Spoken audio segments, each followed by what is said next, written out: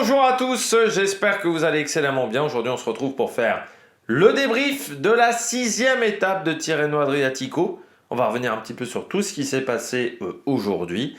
Et puis, on verra les tops et les flops comme d'habitude. N'hésitez pas à vous abonner à la chaîne, à réagir dans les commentaires, à mettre un pouce bleu, à partager la vidéo sur les réseaux sociaux, notamment auprès de vos proches. Vous pensez que ça peut les intéresser. Dans les commentaires, n'hésitez pas à me dire qui vous a plu, qui vous a déçu. EPS 2.0 sur la plateforme de podcast, les shorts TikTok juste après l'arrivée des grandes compétitions.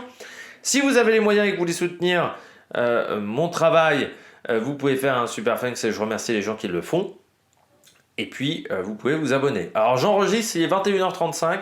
Donc, pour éviter que la vidéo soit en ligne après 23h, ce qui va déjà être tard, je pense qu'on va essayer d'aller assez vite, parfois sur certains coureurs, sur certaines actions, pour gagner un petit peu de temps.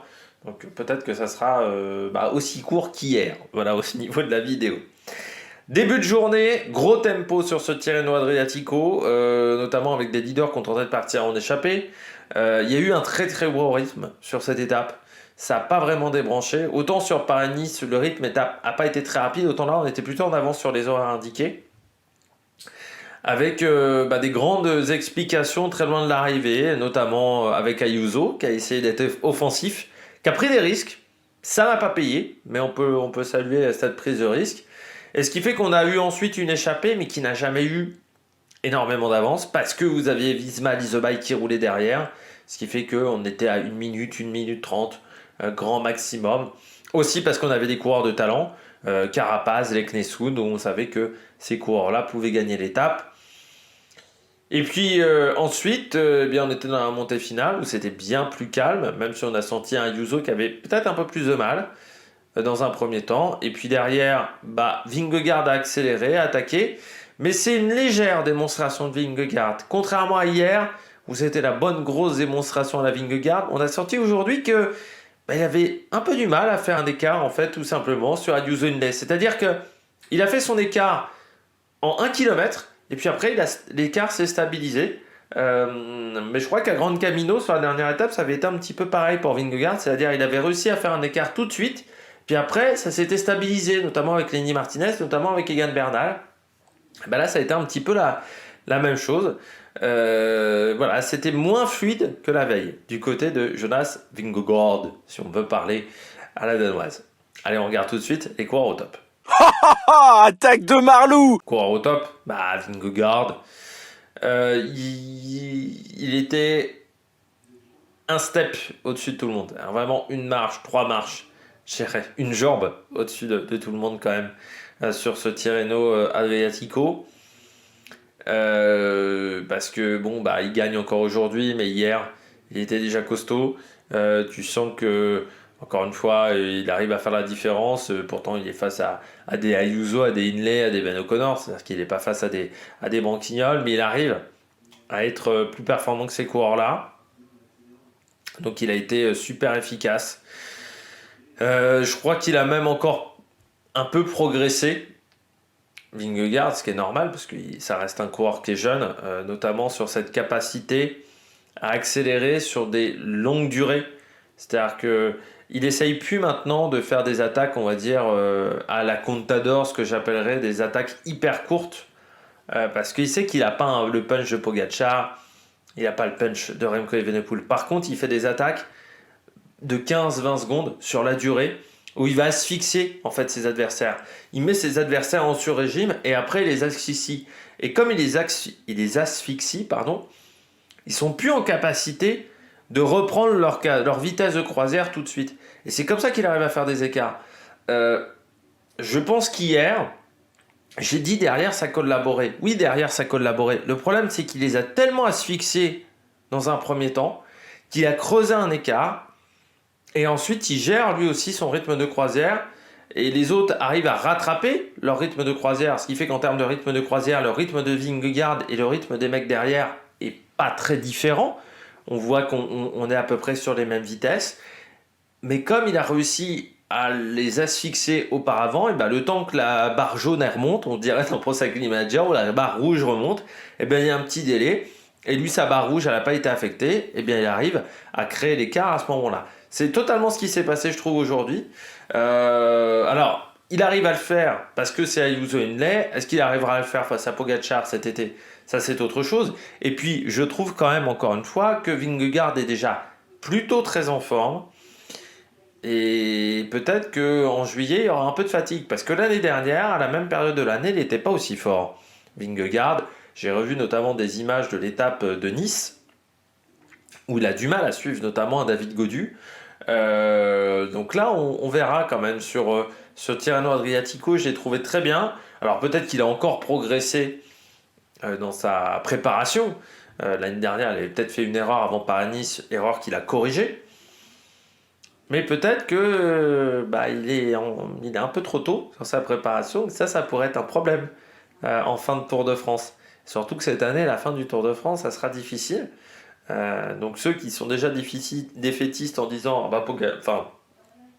Vingegaard a déjà gagné le prochain Tour de France, je serais un peu plus réservé, hein, parce que ça me rappelle le coup sur la super planche de Belfi une année, tout le monde disait Pogačar il a écœuré la course, je me souviens de ce jour-là, très bien.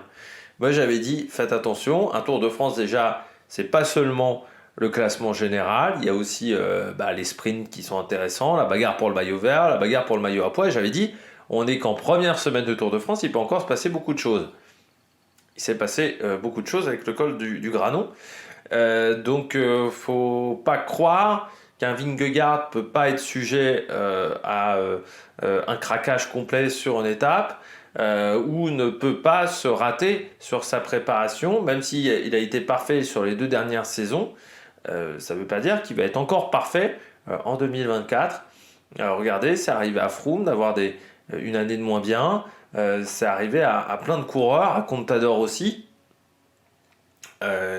qui, même dans leur période forte, ont eu parfois des années plus compliquées parce que tout se goupille pas parfaitement, parce que tu fais une ou deux erreurs, et après ça devient compliqué. On notera aussi, alors je vais pas en reparler dans le reste de la vidéo, mais Ayuso et Hindley ont été encore bons aujourd'hui sur cette étape, mais comme on en a déjà parlé hier, là déjà je redis un petit peu la même chose qu'hier sur Vingegaard, donc voilà, j'ai pas voulu me répéter pour Ayuso et Hindley, donc j'ai mis deuxième coureur top Del Toro.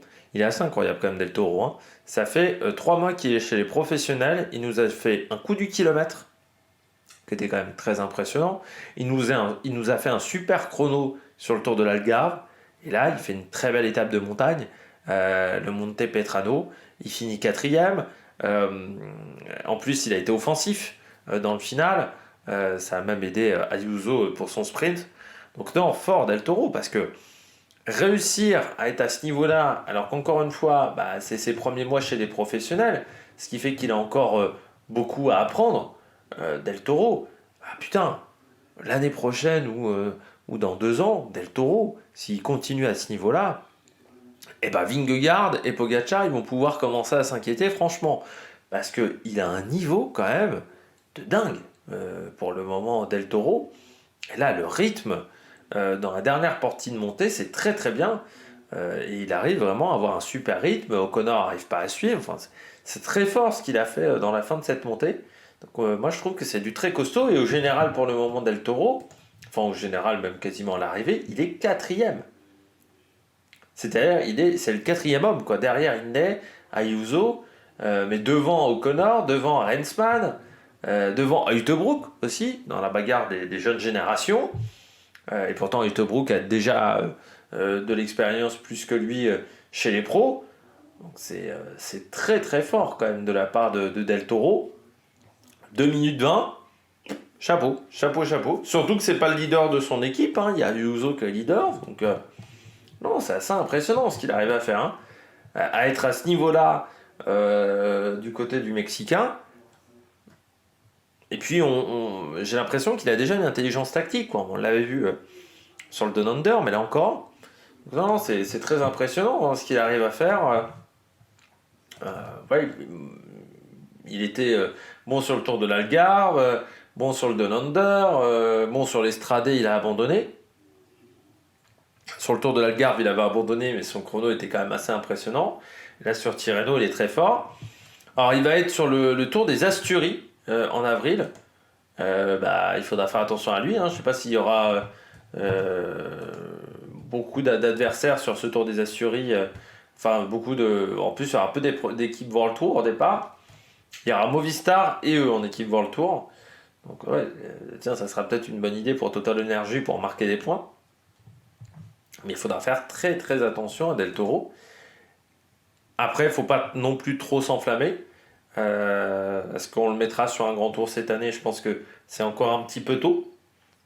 Mais 20 ans à ce niveau-là, alors peut-être la Vuelta en fin de saison, mais 20 ans à ce niveau-là, c'est là aussi que tu te demandes pourquoi UAE domine, mais UAE, ils arrivent aussi à trouver des jeunes pépites, quoi. Sans les former en plus, c'est ça qui est fort. Ils arrivent à avoir des Ayuso, tout ça, c'est des coureurs qu'ils ont réussi à repérer très tôt, parce que je le répète toujours, mais un des mecs qui dirige UAE, c'est un des mecs qui était scout chez Quickstep. Donc c'est un mec qui a repéré les très bonnes pépites qu'a aujourd'hui Quickstep ou qu'a eu Quickstep.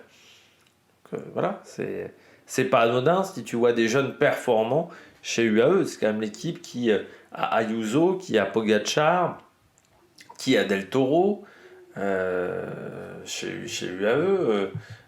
Qui a récupéré Almeida, mais Almeida il avait été repéré par ces mecs-là, mais même Covi au départ c'était très fort. Arieta aussi, qu'ils ont réussi à mettre à un bon niveau. Alors c'est pas eux qui l'ont repéré, mais bon, il n'était pas dans une grosse formation avant il était qu'en deuxième division, il n'était pas en première division. Morgado qu'ils ont réussi à avoir tout de suite. McNulty aussi qu'ils avaient recruté très jeune. En plus, c'est une équipe qui arrive à convaincre les jeunes coureurs, c'est ça aussi qui est fort. Parce que voilà, ils arrivent à trouver et à relancer parfois des jeunes coureurs aussi. Finn Fischer-Black aussi, très bon coureur. Enfin, cette équipe a cette force-là qui est assez dingue. Pidcock, très bonne semaine de Pidcock. Quand il a dit en début de semaine, quand il a dit même en début d'année, je vais jouer le général des courses, je vais jouer le général des courses par étapes, j'étais un peu surpris et surtout j'étais pas totalement convaincu, même si c'est un mec qui grimpe bien. Je me disais, bon, sur une semaine, est-ce qu'il va réussir à tenir la cadence? C'est pas si sûr. C'est pas le premier qui nous dit ça et puis qui derrière n'a pas forcément des grands résultats. Sur ce Tirreno Adriatico, ça a plutôt bien tenu la baraque. Alors, il doit encore travailler le contre-la-montre. Pour moi, le contre-la-montre a encore un petit point faible de Pidcock. Mais il fait 9e du classement général. Et puis aujourd'hui, 5e de l'étape. Donc ça, c'est bien, 42 secondes. Et tu vois qu'au général, il est 9e, 4,05. Tu vois, les 3 secondes avec Kemna seulement. Mais il a été discret cette semaine, Pidcock, mais efficace. Et là, il y avait quand même 3500 mètres de dénivelé positif et a bien tenu la cadence. Alors, j'attends de voir encore sur d'autres courses par étapes parce que ce qui va être important, c'est de voir s'il arrive à tenir de jour en jour. Là, Tirreno Adriatico, c'était quand même 2 jours compliqués sur toute la semaine. 2 jours compliqués, tu peux réussir à enchaîner 2 jours compliqués. Donc, j'attends de voir ce que ça donnera, notamment sur le Tour du Pays Basque, où là, ça sera un petit peu compliqué chaque jour. Voir comment il arrive à réagir. Voir aussi comment il arrive à réagir. Peut-être qu'il fera une course, genre le Dauphiné, un truc comme ça, avant le Tour de France. C'est pas marqué comme prévu, mais ça serait peut-être intéressant de le faire. Pour voir s'il est capable d'enchaîner les jours difficiles. Ça sera le gros objectif de Pidcock, je pense. Et puis je termine avec Kevin Vauquelin. Belle semaine pour Kevin Vauquelin. Avec une 10e place au général du côté de Kevin Vauquelin. Donc ça, c'est très très bien de la part du coureur français qui lui aussi a été régulier, surtout qu'aujourd'hui c'était pas simple. Encore une fois, il y avait du dénivelé positif, il finit quand même à une 20, 11e de l'étape, donc c'est plutôt encourageant pour Kevin Vauquelin pour la suite. C'est un début de saison qui est intéressant de la part du coureur français. C'est une semaine où il a fait du bon boulot, surtout que la veille il a été lâché assez vite, Vauquelin, dans la première cassure vendredi, et il s'est pas désuni. Il a dit il a eu des équipiers qui ont fait un énorme travail autour de lui C'est Christian Rodriguez, notamment, il a dit que Christian Rodriguez a fait un super job pour moi. Ça veut dire aussi qu'il arrive à fédérer des coureurs. Et je vous parlais de Godu sur Paris-Nice avec fédérer des coureurs, mais un mec comme Christian Rodriguez qui se met à ton service, bah, ça montre quand même que tu as un bon petit niveau et que les gens te font confiance. Et puis après, bah, il a fait le job, quoi. Il a fait le très bon travail aujourd'hui. Donc ça, c'est plutôt très intéressant pour Kevin Vauquelin. Et puis on espère que ça va se poursuivre, notamment d'ici le Tour de France sur les prochaines courses auxquelles il participera. Parce que il y aura peut-être un top 15 à aller chercher sur le prochain Tour de France, vu ses qualités. Encore une fois, la particularité de Vauquelin, c'est vrai qu'on en parlait dans les commentaires, ça reste encore un gros gabarit. Un gros gabarit, vous allez me dire, c'est un peu méchant. Pour un grimpeur, encore une fois, pour un profil coureur de Tour de France, il fait 1,76, 69 kg.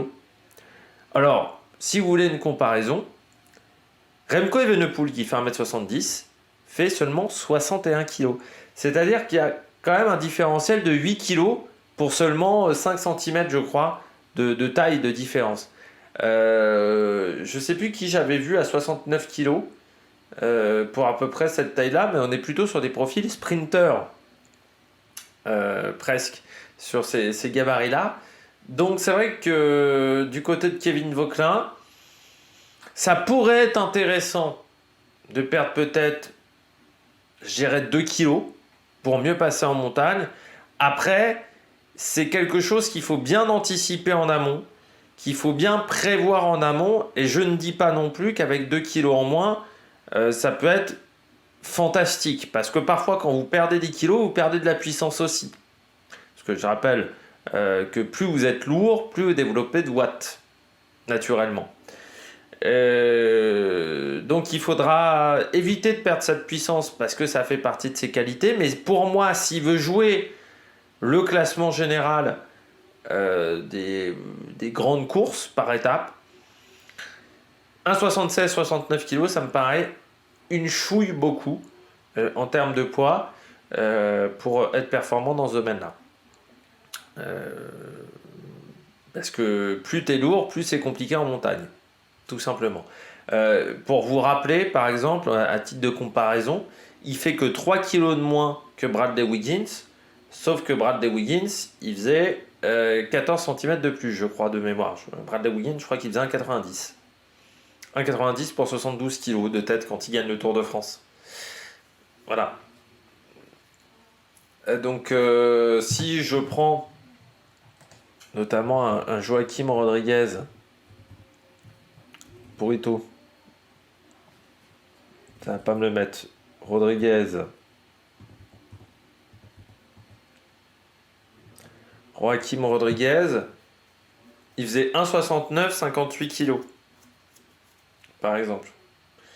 Donc, et pourtant il était puissant, hein, Rodriguez. Bah tiens, Valverde. C'était Valverde plutôt, je voulais regarder, puisque Valverde, 1,77, 61 kg.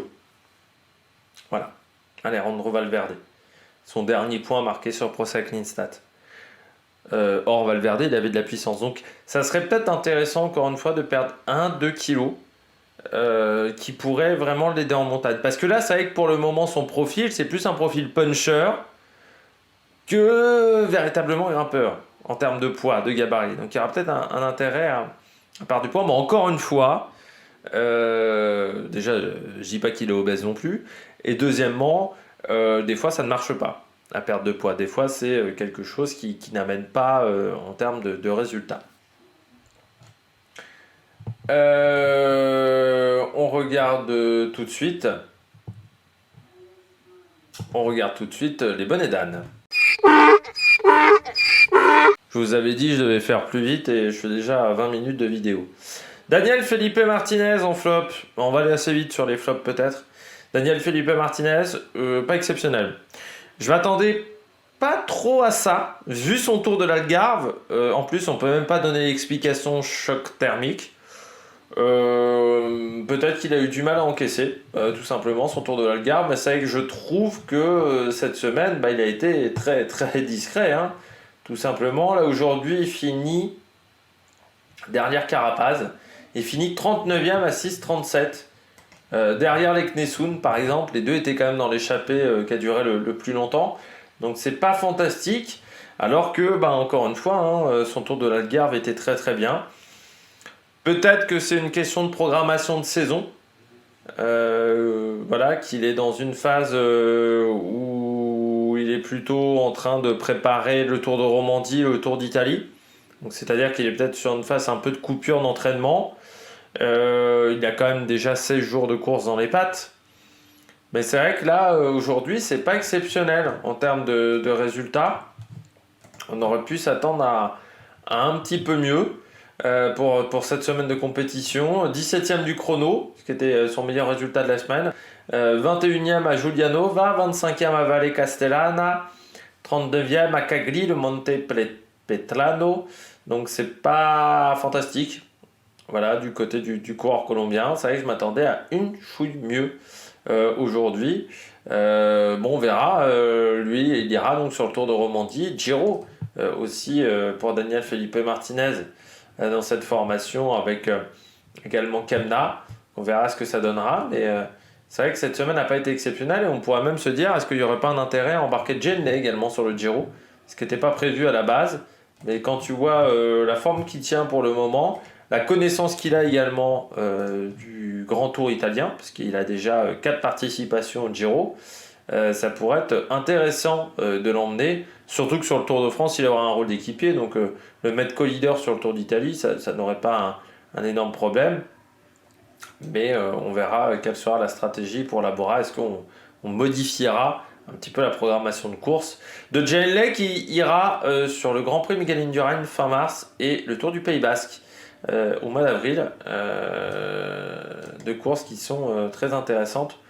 On n'a pas encore la liste de départ de la Bora même sur le Grand Prix Miguel Indurain du côté de la région de Navarre. Voilà, course importante depuis 51, parce que c'est une course qui avait un autre nom auparavant, mais c'est vrai que depuis qu'elle s'appelle Miguel Indurain, ça a quand même un peu augmenté de gap. Et ces dernières années, en plus, il y avait des belles listes de départ sur cette épreuve. Enric Mas, deuxième coureur flop. C'est le problème de reprendre aussi tard.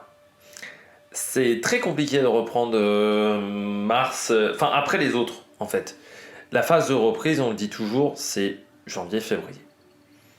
Regarde déjà Philipsen, on l'a fait reprendre fin février sur les classiques flandriennes. Il a souffert sur les 2 classiques flandriennes. Pourtant, c'est Jasper Philipsen, un mec qui a été deuxième de Paris-Roubaix. Oui, mais parce que tu as déjà des coureurs qui sont dans le tempo. Alors oui, tu peux être performant à l'entraînement, tu peux faire des stages en altitude, mais quand même à un moment, mettre un dossard, c'est important pour avoir le rythme de la course. Et on s'aperçoit que cette semaine, il y a des coureurs qui ont repris. Je pense Enric Mas, Almeida, Roglic. C'était peut-être pas l'idée du siècle. Voilà. Si tu voulais obtenir des résultats sur Paris-Nice et Tirreno Adriatico. Après, peut-être que ça aura un intérêt sur sur le mois de juillet, le mois d'août, quand il y aura des échéances plus importantes. Le problème, c'est quand tu reprends aussi tard, tes adversaires, eux, ils sont déjà dans le tempo parce qu'ils ont déjà 5-6 jours de course dans les pattes. Donc c'est pas toujours évident de reprendre aussi tard, surtout sur des grosses épreuves World Tour. Moi, je pense qu'il est plus intéressant de reprendre sur peut-être des plus petites épreuves pour redémarrer la machine, remettre le dossard, avoir peut-être un peu moins de pression sur les épaules, avoir peut-être un peu moins d'adversité, que ça roule un peu moins vite, pour avoir peut-être 2 jours, 3 jours où tu puisses redémarrer la machine, que de réattaquer comme ça directement par une épreuve World Tour. Je ne sais pas si c'est la bonne idée. L'année dernière, ça avait été pareil pour Ayuso, qui avait lui redémarré encore plus tard. Il avait repris au Tour de Romandie. Ça n'avait pas été évident sur le Tour de Romandie. En fait, le retard que vont avoir ces coureurs-là, il va se poursuivre jusqu'en juin. C'est en juin où tu peux rectifier le tir. C'est en juin où on ne va pas dire qu'on repart presque de zéro, mais il y a la préparation Tour de France et ça modifie beaucoup de choses parce que beaucoup de coureurs Ceux qui font pas le Giro, ils vont quasiment pas courir du mois de mai. Donc c'est là où tu peux rattraper, on va dire, l'écart de performance. Mais je pense qu'à Enric Mas, par exemple, ou un Almeida, jusqu'en juin, eh ben, ils ne seront pas dans le bon tempo peut-être. Ce qui est triste, mais voilà, avec des programmations de saison de cette manière, ça peut les mettre en difficulté. Et le problème, c'est que du côté d'Enric Mas, Movistar a besoin de points. UCI, ils sont loin d'être hors de danger d'un point de vue World Tour. Si Mas marque pas beaucoup de points, que de l'autre côté en plus Guerrero marque pas beaucoup de points, c'est quand même deux coureurs importants au niveau des points UCI, forcément, surtout Enric Mas, mais Guerrero était aussi payé pour ça. Si toi Enric Mas il n'est pas performant sur la première moitié de saison, ça peut être un petit peu problématique. Donc voilà, c'est une prise de risque du côté de Movistar. Il faut que ça soit payant vraiment en juillet, en août, quoi. Si c'est pas payant en juillet, en août, ça aura pas été l'idée du siècle du côté de Movistar. Et puis je termine avec Julien Alaphilippe. Il en manque encore physiquement. Il en manque physiquement. On l'a vu notamment sur l'étape où quand il y a le sprint, il est bien placé, mais il peut pas lancer son sprint. Là aujourd'hui, il est dans un groupe qui est intéressant. Sauf que c'est le premier à être éliminé du groupe d'échappée, quasiment. Donc ça manque, il manque encore de la caisse, tout simplement, pour Julien Alaphilippe. Il manque du physique. Et ça va être important maintenant de travailler énormément à l'entraînement du côté de Julien Alaphilippe pour rattraper ce retard-là, soit de pic de forme, soit physique, vraiment de préparation physique. Parce que pour le moment, il y a un retard. Et aujourd'hui, est-ce que je mets Julien Alaphilippe sur les Ardennaises dans mes favoris? Absolument pas. Mais même en grosse cote, je le mets pas. Aujourd'hui, Julien Alaphilippe. Donc voilà, j'aimerais qu'il retrouve son niveau. C'est vrai qu'on aimerait tout ça. Avec forcément un management pas exceptionnel, c'est pas forcément évident parce qu'on lui met énormément la pression. Mais je pense qu'en plus, il doit y avoir des discussions pour son contrat futur. Et je pense qu'en interne, il y a des discussions et forcément, c'est pas forcément toujours facile à gérer. Mais du côté de Julien Alaphilippe, oui, pour le moment, c'est pas suffisant au niveau physique. Et donc, il va falloir rattraper ça. Et surtout, cette année, encore une fois, il peut pas se cacher derrière l'idée de j'ai fait une saison blanche. L'année dernière, il a couru, Julien Alaphilippe. Il n'y a pas eu de pépin technique. Donc, ça serait bien de rattraper le temps perdu. Après, l'avantage, c'est que cette semaine, il n'est pas tombé. Contrairement aux autres courses, où il était tombé pas mal de fois, là, il n'est pas tombé. Donc, s'il ne tombe pas demain, déjà, il aura évité les problèmes physiques. Et puis, ça le permettra peut-être, quand il va rentrer à la maison, de pouvoir bosser correctement, ce qu'il n'a peut-être pas pu faire jusqu'à maintenant, à cause des différentes chutes qu'il avait eues sur les courses. Eh bien, j'espère que vous avez aimé cette vidéo. Si vous avez aimé cette vidéo, n'hésitez pas à vous abonner à la chaîne, à réagir dans les commentaires, à mettre un pouce bleu. Et puis nous, on se retrouve pour de nouvelles aventures sur la Mec Production. Ciao, ciao!